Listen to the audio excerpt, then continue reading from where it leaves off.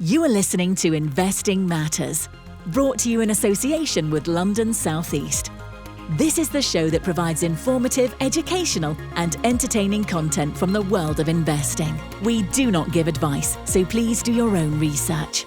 Hello and welcome to this very special panel session at the Master Investor Show. Today I'm hosting a panel with four stellar guests. They are Gervais Williams, Charlie Huggins, George O'Connor and Stephen Yu. And my panel guests will be answering the question is just how undervalued is the stock market and be involved in a Q&A session. So please join us for this panel session and listen to this recording.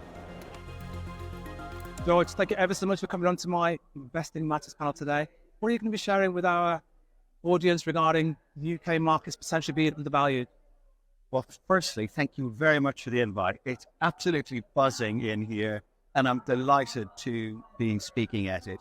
And in terms of the underlying story, it's all about how cheap and investable right now is the UK market.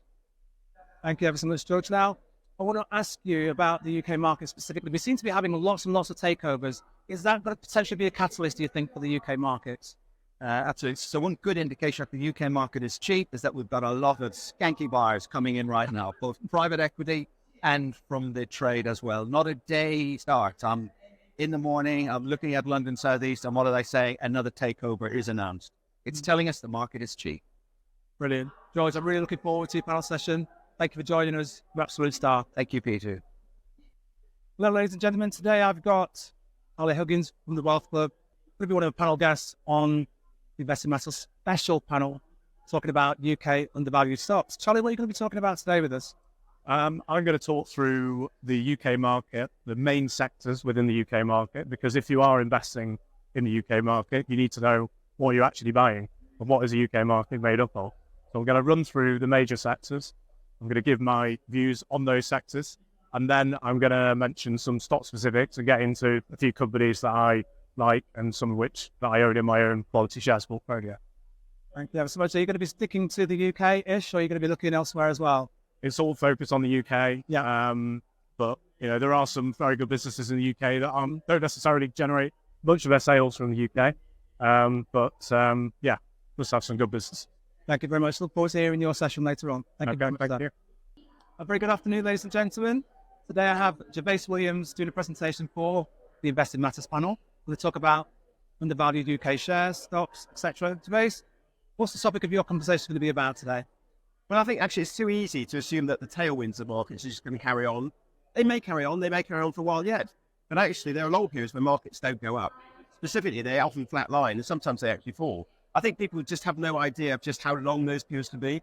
But if you go to the S&P index, the S&P 500, everyone's so terribly excited about that. Blue tech stocks and growth stocks, the US economy done really well. But unfortunately, between 1900 and 1950, the US stock market, the S&P 500, didn't go up in real terms for 50 years. So from that point of view, it's not just good. The tailwinds are there at the moment, but there are long periods when there are no tailwinds, and we've got to find opportunities.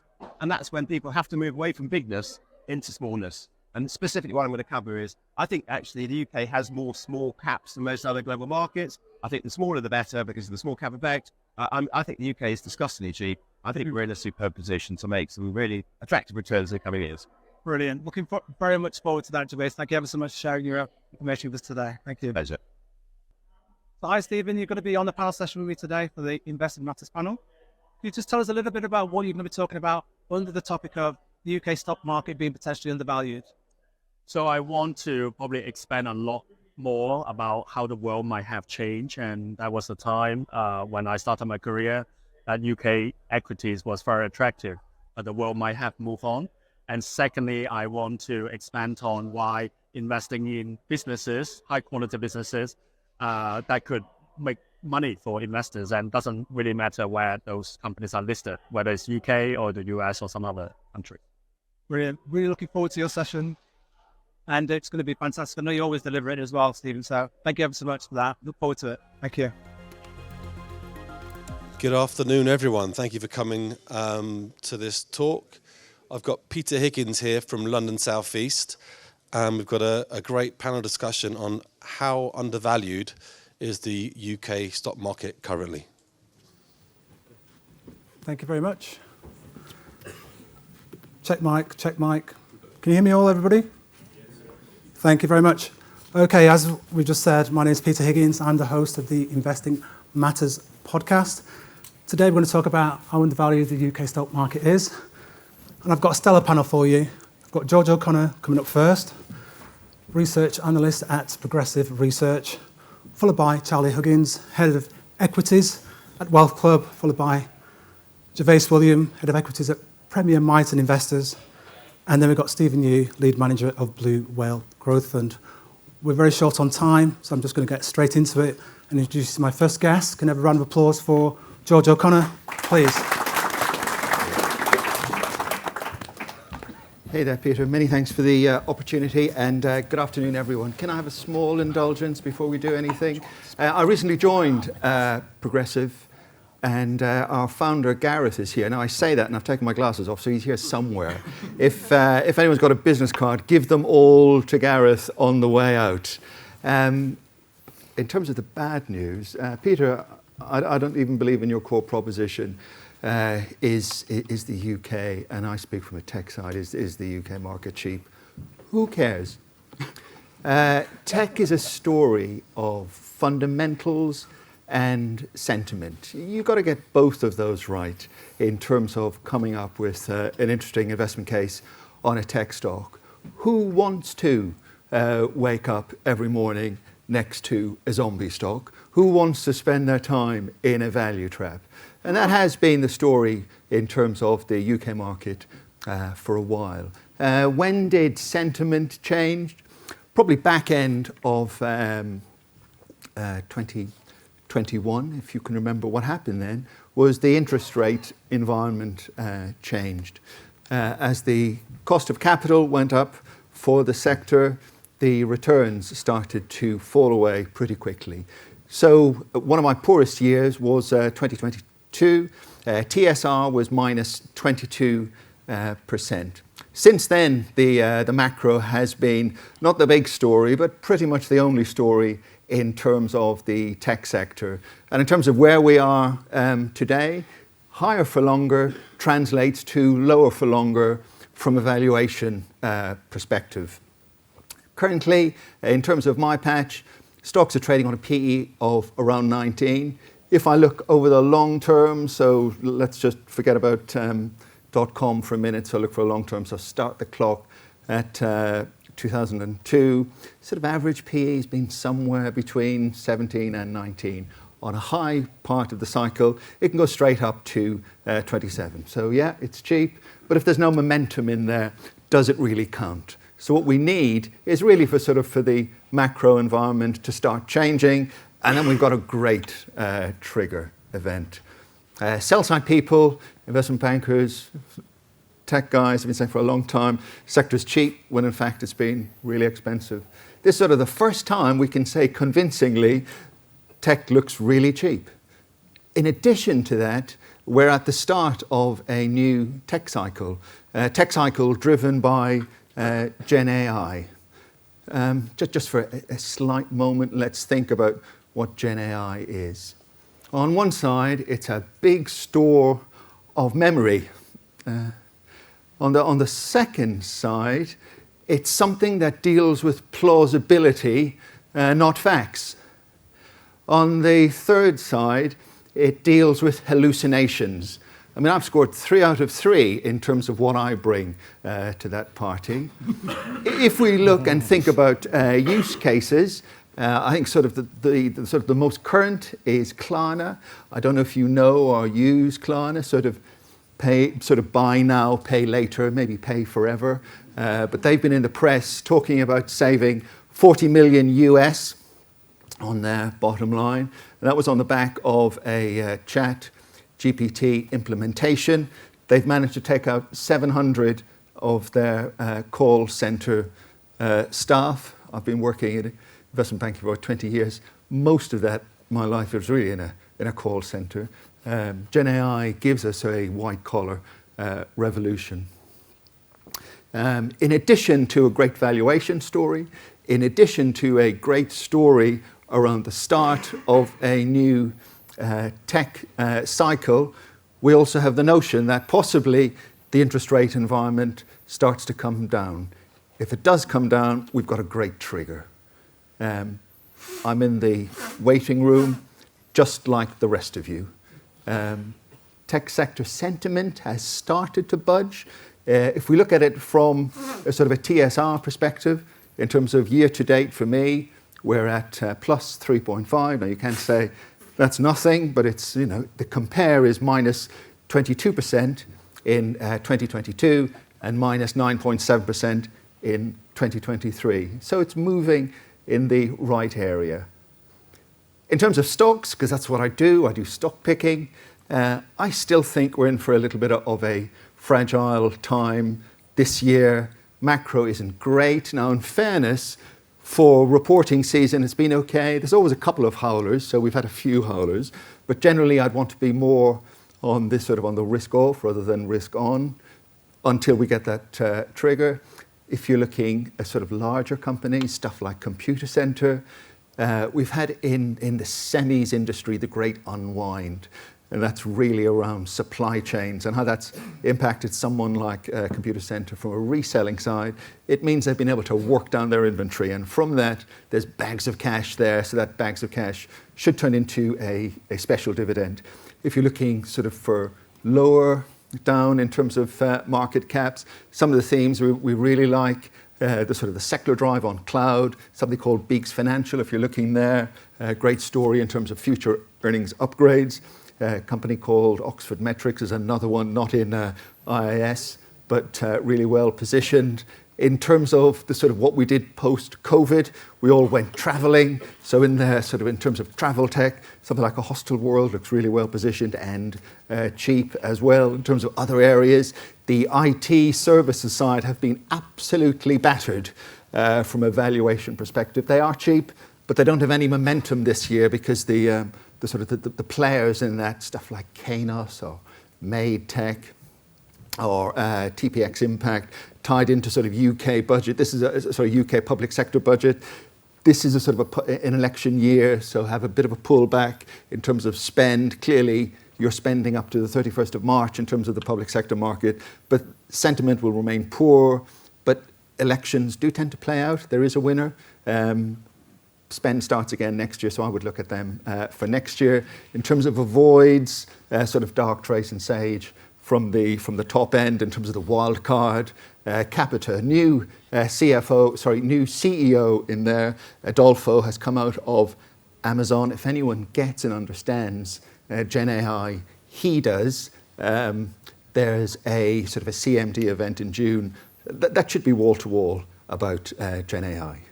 I've left the room. I thought I was doing so well, but I've done. Fantastic. Ladies and gents, can you give me one question, please, for George regarding his presentation? And we'll do that for each presentation going forward. Anybody got bold enough to give George one question? You've answered all the questions, George. Thank you very so much. Ladies and gents, George O'Connor. My next guest is Charlie Huggins from the Wealth Club. Charlie, go for it. Thanks, Peter. So my little talk is about whether to invest in the UK. Should you invest in the UK? I think in order to answer that question, you need to understand what the subcomponents of the UK market are. It's no good saying broad brush terms, should you invest in the UK? So I plan to just spend a little bit of time just going through some of the major sectors in the UK, give you my views for whatever they're worth. So the financials is about 25% of the FTSE All-Share Index, of which banks are a major part of that. Personally, I don't like banks. I don't think banks are a good place to invest. Very competitive sector, very cyclical, very financially leveraged. Dividend yields high, yes, but at the mercy of regulators. Regulation is a constant and growing threat for the banks. So big part of the UK market, banks, personally, in my portfolio, which is a global portfolio, I do not own any banks. Basic materials and energy, which is about 25% of the FTSE All-Share Index lumped together. Better than banks, but still a lot of risk in those sectors. Very cyclical, very capital intensive, constantly having to spend to replenish and grow production. Returns on that spending uncertain because no one knows what's going to happen to commodity prices. So won't surprise you to know I don't own any basic materials or energy in my portfolio. Consumer staples is another big part of the UK index. And historically, that has been quite a reliable place to invest. But challenges here too, risks growing for that sector, arguably. Tobacco, Imperial Brands and BATs being the main ones in the UK, facing huge challenges navigating this transition from combustibles to next generation products. Very uncertain how that's going to play out. Layer on a fraught regulatory landscape on top and a lot of financial leverage. Not one for the faint-hearted. Even Unilever and Reckitt face growing risks and are finding life harder today than they were, say, 5 or 10 years ago, in my opinion. The internet opened the playing field for smaller, more agile peers. Private label competition in a cost of living crisis has arguably never been more intense, and consumers are increasingly fickle. Very little consumer loyalty now towards big brands, even people going away from, say, Heinz beans. So consumer staples giants having to run harder just to stand still. And then final sector I'll touch on, healthcare, dominated in the UK by GlaxoSmithKline and AstraZeneca. The success of these will always live or die by the drug pipelines, and that's very difficult to predict. I did a biochemistry degree, and I can't do it. So success can also be a double-edged sword for that sector. So you get a blockbuster drug, but then it comes off patent, and then new competition enters, generic competition enters, and then sales for the key drugs start to decline. This happened with AstraZeneca. So the UK as a whole, in my view, is an uninspiring place to invest. You look at the long-term prospects for most of the major sectors, and they are questionable. The UK market does not have anything close to a Nvidia, Microsoft, Apple.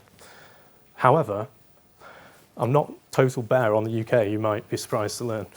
There are gems to be found in the UK market. Hooray! So 40% of my quality shares portfolio, which is a 15-stock global portfolio, 40% of the names are UK listed, including one or two that I'm about to mention. So one of the best run retailers in the world, Amazon, maybe, Next PLC, run by Simon Wolfson for the last 2.5 decades. Exceptional CEO, exceptional business. In contract catering, I'm not aware of anyone better than Compass Group. Contract catering is a sector where scale really matters, and Compass is the market leader, by far the global market leader in contract catering. And it has a very, very strong market position, and that's a UK-listed business. The UK is not known for its technology businesses, but there are some exceptional technology businesses here in the UK, including Data Titans, Relex, and Experian. These two businesses are unparalleled globally. They are market leaders within their sectors. Not aware of any businesses that are better than those two in what they do, and they have exceptional long-term prospects, in my view. And let's not forget, the UK is also home to some phenomenal industrial businesses. Halma, Spirax Sarco, the steam specialist, has a fantastic bioprocessing business as well, biotechnology business. Specialist distributor Diploma. You won't find many industrial businesses globally with a better long-term track record than those. So, overall summary, UK, if you're looking for a broad brush way to invest, I personally would not invest in the UK. I would invest in a US or World Tracker, or buy Stephen Hughes fund, or mine. But if you're going to be very selective, if you're going to cast your net far and wide, then the UK does have some exceptional businesses. Ladies and gents, thank you very much for Charlie Huggins. Whilst Charlie takes a seat, have you got a question for Charlie? Anybody? Yeah, if no one has, I have. Go for it. Make it a good one. Yeah, you mentioned that 40% of your stock is, I mean, globally you are, 40% is in the UK market. Yes. And in the end you said, if I were you, I wouldn't invest in the UK market. Yes. So what made that paradigm shift, So in your what thinking? yes, good question. So what I mean by I would not invest in the UK, I would not invest in a UK tracker. Because if you invest in a UK passive FTSE All-Share tracker, you get the sectors that I just mentioned, the oils and the banks and the commodities. If you're an active manager like me, I couldn't care less where a company is listed, and I couldn't really care less where the sales come from. I'm just looking for the best businesses I can find, and I find some very, very good ones in the UK because I've been following the UK market for probably 15, 20 years. So, there are some great businesses there. You've got to go looking for them. Thank you for the question. Thank you for the answer there, Charlie. Ladies and gentlemen, we've got Gervase Williams, Head of Equities, Premier-Minded Investors. Can I have a round of applause for Thank you very much. Gervase Williams, please? Thanks for coming along today. Well, you've heard from George and Charlie, really, but sort of similar. The UK is full of relatively dull companies which don't grow properly. And I could have said that 5 and 10 years ago, and it, obviously it may carry on. As it happens, though, you've got to be careful with stock markets. They don't just do the same thing year in, year out. They have long periods, actually, when stock markets actually outperform. If you take the last 10 or 20 years, nearly all global markets have outperformed inflation, something rotten. But there's lots of other periods when markets flatline, sometimes 5, 10 years. If you take it in real terms, discounting for inflation, between 1900 and 1950, the US stock market, S&P, full of these tech stocks we've just heard about, didn't go up for 50 years, right? You've got to be very careful about assuming that the tailwind will always be there. I don't think it will be. I think globalization, tailwind, accept that. Beyond globalization, absolutely no. You've got to be very careful about the tailwind. I don't think the tailwind's going to be there. So I think we're going to go into a period of change. Specifically, I think, the compromises of globalization have become politics, and politics really means that we're all reshoring. That's bringing in inflation. We've got sort of nationalistic agendas. We don't really care about our neighbours. We care about ourselves first. You get geopolitical events. And, of course, you get lots of immigration control, more inflation. And we saw what happened in 22 to George's portfolio is it went down. Right? So my assumption is, actually, that we're going to be in a period of beyond globalisation from here.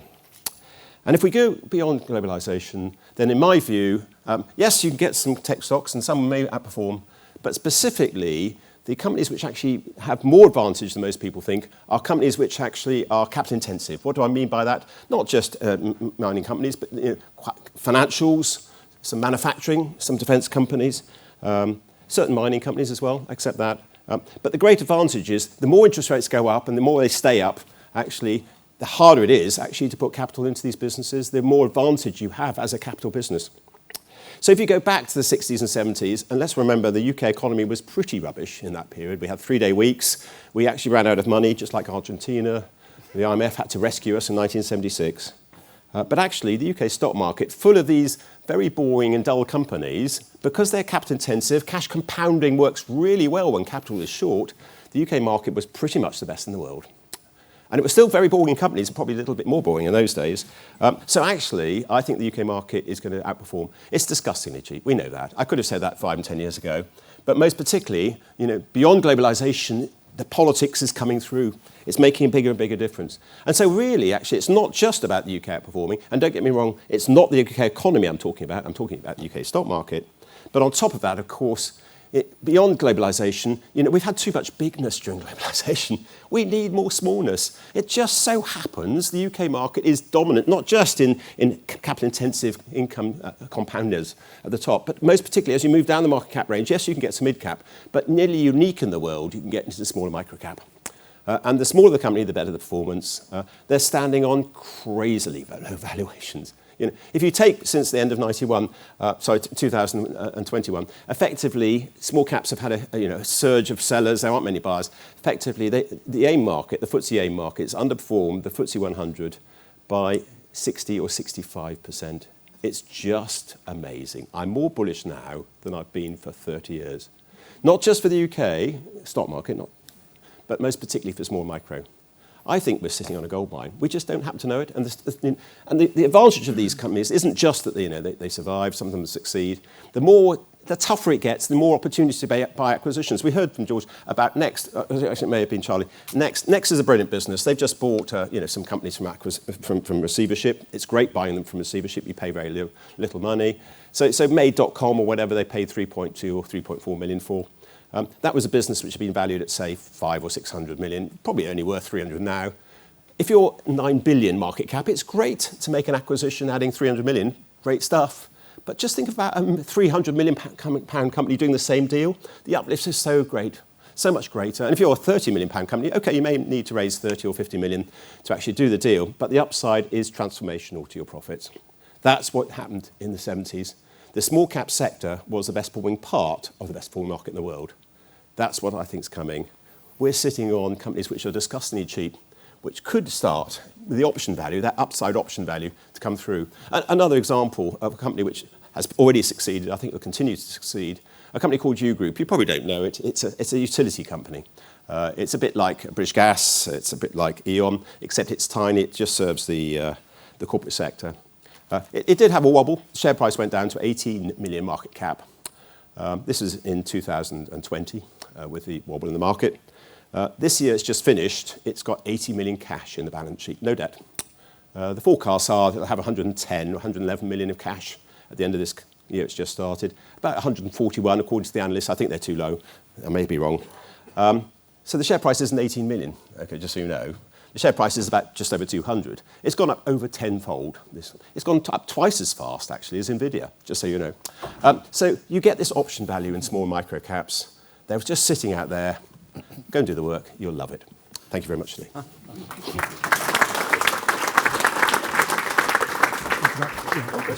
Okay. Anyone got one question?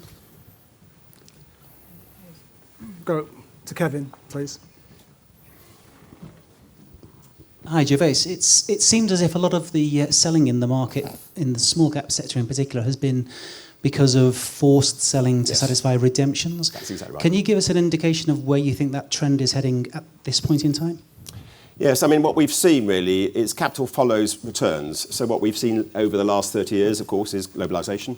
We've seen mega caps, more indexation that favours, as active funds redeemed, passive funds are bought, you overweight, or you put more capital into the large companies. So you get this mega cap trend. It's not just in the US, actually. You can use European companies as well, Novo Nordisk and all that kind of stuff. So anyway, it's a very significant trend. And people, when you get a turn, people are slow to do the turn. So we've got the kind of clearing at the bottom of the market. So there's still a few people selling. Just about everyone internationally has come out of the UK. There's hardly any active managers. They might have a few Shell rather than, I don't know, perhaps a US equivalent, perhaps Chevron or something. But most particularly, nearly everyone's sold internationally. Local investors, they do have an overweight position in the UK, and they've been embarrassed. They've got a lot of scar tissue. They keep selling. So we are actually at that period where they keep selling. So what I'm looking for, actually, of course, is for even a slight reduction in selling, because I think at that stage we're on a hair's trigger. The market breaks out on the upside, just like Japan. And then the sellers just think, you know what, I'm going to hold back. I'm going to hold back just to see what happens. And when they hold back, of course, the market roofs it because they're not selling any longer. So you've got this unstable equilibrium. When is it going to finish? I was rather hoping the budget would actually bring in the ISA. It's only 5,000, but I was rather hoping they'd do it for the new tax year. We're into consultation. It'll be next year. So I think it'll just be takeovers which started. We're starting to see almost one a day now. And that cash will come through. And as soon as those takeovers overwhelm the local sellers, then you get this hair trigger, market breaks out on the upside, sellers dry up, and we're on our way. Brilliant reply. Thank you ever so much, Thanks, Gervais. thank you. Ladies and gentlemen, Gervais Williams. Okay, my final guest, Stephen Yu, Bluewell Growth Fund. Audience is yours. Ladies and gents, round of applause for our man, Charlie. Thank you very much for staying until 4 p.m. now. So what I have got prepped is I want to share with you a little bit about my personal journey. So 20 years ago, I started my career at Huggins Lansdowne, and at the time I was involved picking fund managers. And at that time, obviously, that was between 2002 until 2007. And at the time, I have a lot of aspiration to become a UK fund manager because I met up with many exceptional fund managers at the time in that period. And so in 2007, I got my opportunity to become a UK fund manager. So I was a UK fund manager picking mid to large cap companies in the UK for about 6 years until 2013. And I would say, fortunately, I've then moved on. And I've gone on to looking after covering global companies at a previous hedge fund, and since then have started Blue Whale Growth Fund, which is a global strategy that we have about 2/3 in the US and with very small exposure to the UK. So how would I categorize my journey or experience through then is I would think the world has moved on from my personal perspective, of course. If that is not the case, I would think we would have many more companies that we invest into with the current strategy. There's a lot of things that have changed. I think people sitting in the UK don't recognize that. Not sure why, but people in the US would probably recognize that the world has moved on. And there's a lot to do with technology, with the cloud, with subscription, with the smartphone era, now with the Gen AI. And of course, if you look at the UK companies, that we don't have any of this, which is where the world is heading. And recently I spoke to some journalists about the British ISA, which obviously to me, I mean, hopefully no one's going to quote me on this, is a rip-off for anyone who have an extra £5,000. Because if I think about this, going back to Charlie's comments, that if you just were to pick a typical company, which most people do, or you just buy the index tracker.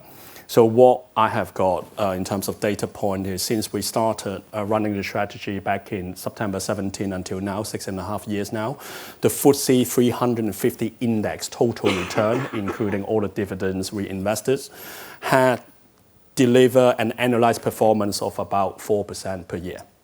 4% a year. I mean, just imagine inflation. So that's 4% every year for the last 6.5 years. If you have invested in the global stock market, let's say iShare, MSCI World Index, you would have got about probably 10% a year. About 2/3 of that is in the US. And if you have managed to invest into a fund, then we have done a few percent more. So we analyze about 14%. So what I was trying to say is when the tailwind is not, you don't have the tailwinds in terms of where the world is heading. It's a lot more difficult to deliver alpha. So if you ask me to try to deliver 14% per annum, picking UK company, I think that's impossible to do that because most companies don't give you that. It's just a lot more difficult. And the second point I want to make is like, what do we actually do? So I do agree with Charlie a lot that we focus into high quality businesses. So it doesn't matter where you find them, but where we have found most of our companies are in the US. And I recall this narrative about 2.5 years ago when Microsoft market cap just surpassed $1.5 trillion, about 2.5 years ago. There was loads of headline in the UK saying this is a bubble. How is it possible for Microsoft to be at $1.5 trillion is exactly the same size as the UK stock market, which we have a few thousand companies? That is a bubble. That is not right. Only about 2.5 years later, Microsoft is $3 trillion and still bigger than the UK stock market. The second time I've seen this narrative, as some of you might know, that we are a large backer of NVIDIA shares, which remains so. We have done very well on the back of that. And recently, I just saw a post on social media, also within the UK investor context, NVIDIA market cap just surpassed $2 trillion, which is the same size as the FTSE 350 index. That is a bubble. That is not right. People can make whatever comments they want to do, but the most important thing is you want to invest into a company that can make more money over time. You want to maximize the money-making opportunity through companies selling more of their products and services. Hopefully, they can dominate the world, which means that the TAM, they can sell more of their products are bigger than a company that are very limited to your own market. So we just ended up finding more of this company in the US, and I'm sure in the UK we have a few, but it's more difficult to do that. So I think with any investor in this room, I mean, you should start with a blank piece of paper, shouldn't have a home bias, and I would argue that every investor have a home bias. We have a home bias to the UK stock market because we all live here. The American would have a home bias to the American stock market, and they have done a lot better than us with the same home bias. So if you're in the wrong home, then your bias is going to cost you money. So that's my prep. Ladies and gents, Stephen Yu. Have we got an audience member who's got one question, please? Thank you very much. And then we're going to open it up. We've got maybe 1 minute, I think, to grab one more question from the floor to any of the panel. Just say who that question is to, please. Yeah, this is one for thank you. For Stephen. My question is about, what do you think about MicroStrategy and Coinbase as well? Can I answer this outside of this room? It's probably not We'll directly relevant. Yeah, okay. Not relevant for this conversation. So we have another question for anybody else on the panel, or a proper question for Stephen. Okay, just there. This one's for Stephen first, please.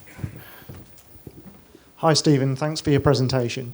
My question is quite a simple one. What effect do you think quantitative easing has had on the outperformance of the US market? And do you think that that's likely to reverse now that the macroeconomic picture is changing? That's a great question. So I shared in my presentation just in the room earlier that so we did not do well equally. Our fund lost money in the first 6 months of 2022, and then we have recovered very strongly over the last 18 months, and we have managed to get above our high water mark. But what's important to remember was the drivers behind the level of underperformance in the first half of 2022, and of course that was due to quantitative tightening, not quantitative easing, interest rate going up at the same time. But when you look at the interest rate regime in July 2022, the interest rate has actually gone up until now. So if you look at the US 10-year in July 2022, it was at less than 3%. Now it's less than 4%. If you look at the real yield in the US, it was less than 1%. Now it's less than 2%. So the market or the company that we were exposed to, we have not actually got all the benefit or how we suffer in the first 6 months. So if interest rate does come back down, if we do get quantitative easing, I think we might make back some of those underperformance at the time. But the outperformance that we deliver was purely down to the company fundamentals or earnings power of the likes of NVIDIA or Microsoft, etc. Brilliant. Brilliant reply. Thank you very much, Stephen. Ladies and gents, Stephen Yu. Going to take, I think we've got plenty of time for one more question, maybe two, from the floor, and tell me who the question is to, please. Who have we got? Anyone else going to stick their hands up so I can get them prepped for the next question after this one? The US has been driven mainly by the Magnificent Seven, as they call it. What is the opinion of the panel about the other companies? Because really and truly, the market has grown by the Magnificent Seven only. George, I'm picking on you. Yeah. How would you like to answer that, sir? With words. I'll try with words. Good man. The Magnificent Seven, they're not expensive. That probably for me is the big reveal. They've got a great peg because they're delivering great earnings growth. I don't know if you sort of look through the NVIDIA results, but they are stellar from a numbers perspective. If you're looking outside of it, we've had this sort of valuation gap for quite a long time with America, and that remains a constant. But the Magnificent Seven, the US sort of general techie shares, they're more expensive than UK, so I don't know, let's say on an EV/EBITDA basis, UK is about 15, the Americans are about 22. But in that, you can get massive pockets. So the most expensive Americans, oddly enough, they're in the sort of the data analytics side rather than on the AI side, so stuff like Snowflake, JFrog from database, MongoDB. So you can get very expensive ones out there. Thank you very much. Thank you very much, George. I've got some from Gervais to add on to that as well. I was just going to add on to that really, it keeps changing, doesn't it? Have you noticed how actually it used to be called FANGs and then it was FANGs Plus and AA and all the rest of it? I mean, if I just pick out the stocks which have been the top performers in my portfolio, they've done really well too, right? So I think there's a kind of narrowness there. And yes, the companies, they do go up, but boy, do they come down. I mean, Tesla was wonderful, but it's halved since 2 years ago, right? It's still part of the FANGs, the Magnificent Seven at the moment. And we're starting to see others coming under pressure now. We've started to see problems, not massive problems, but Google's coming off, Alphabet's coming under a bit of pressure for margin, etc. So they're fine at the moment. But I just think it's a fad. Oh, interesting. We're going to take one question and then we're going to have to cut. Let's go there. Then we're going to call. Thank you ever so much for staying with us as well, ladies and gents. Really appreciate it. Yeah, thank you very much for your and thoughts. Who's the question to, please? Actually, to all the panelists, but maybe one sentence each. So if all of them could share one, their top idea for the next 3 years. And I understand everyone has constraints. That's a question and a half, mate. You have to pay for that one. For charity. But I can check their portfolios and choose the charity you're going to donate some money to, and I'll get them to answer. Okay. Okay. Stephen, do you want to go? One stock. It can be overseas, doesn't have to be UK. One stock. I probably still would back NVIDIA just to make it simple. Okay. Make it simple. Very quickly. Gervais, one stock, UK, go for it. Yeah, I think I'll probably go Science Canode. It's a 30 million market cap. It's number one in Indian smart metering, and they're tendering for £1.1 billion worth of business at the moment. Thank you very much. Charlie? Tricky one stock. Tricky. I'll go for one that's had a really tough time, Croda, which is specialty chemicals. It's been hit by massive destocking. It's got a very, very interesting healthcare part of its business. It does drug delivery systems on new biological drugs that are coming. It's got very diverse positions across preclinical and clinical pipelines. Once those drugs come to market, it should do well, but you're looking at 2025 onwards for that. At the moment, it's still finding life a bit tough because those drugs haven't launched yet. Thank you very much, Charlie. And yourself, George, just one stock? Computer Centre. Computer Centre from George. Ladies and gents, that's my panel session. Thank you ever so much. You can find all of these individuals on the Investing Matters platform, on Spotify, Apple, iTunes. They've all been interviewed before. Just find them on Spotify and go and listen to their previous interviews. Wonderful interviews, by the way. And there's another 60 others as well. So thank you very much. Take care. God bless you all. Okay, so George, you've just been on the panel session. Wonderful presentation, sir. Shared some really great insights. Just give us a little recap of what we talked about, what you thought about the audience, the participation of all the other panels. Peter, I am still shaking. What an event. You had standing room only. I had no idea. And I wasn't full of my relatives. I was informed investors in the room who were looking for the story. Great illustration of where the market is right now. People are saying the market that's cheap. My concern, do we have enough underlying momentum? So where is the fusion between the fundamentals, the stuff that's cheap, and the sentiment? Let's get it moving. Everyone is waiting for that trigger point right now. We've had higher for longer from a macro side. That's led to lower for longer. But these move in sync. When one drops, the other pops. Absolutely. So let me just ask you this additional question, if I may be so bold. What do you think would be the triggers to get the catalyst for the markets to stop being so undervalued, George? What's your view? We had good earnings were mentioned, if you've spotted. Numbers are coming in. You have your few howlers all of the time. So we will say at the start of a new technology cycle built around Gen AI. So there's lots to get excited about here. At the moment, it's the economy. It's what the macro is doing. And that's what we're looking for in terms of our trigger. Fantastic, George. Thank you ever so much for your support. Thank you ever so much for being on the panel session. Love it. Thank you very much, Peter. Take care, mate. God bless you. So, Charlie, we just finished the panel session. Did you enjoy it? And what did you actually finish speaking about? Which bits of it did you enjoy? Yeah, I've really enjoyed it. I thought it was a very well-attended event, which is great. A great list of guests, Stephen Yu and Gervais Williams, and a really good lineup this year. So I really enjoyed it. Including yourself, of course. And yes, including us, the answer. I talked about the major UK sectors, my views on those sectors, why I believe that the long-term prospects of those sectors aren't necessarily great, but then hopefully put a bit of a positive spin on it at the end by mentioning a few UK names that I do actually like and I think have very good long-term prospects. You mentioned one name in particular that seemed to get lots of people's attention regarding, I've not heard about that stock before. Beginning with C? Well, somebody asked me at the end whether a stock that I think for the next 3 years.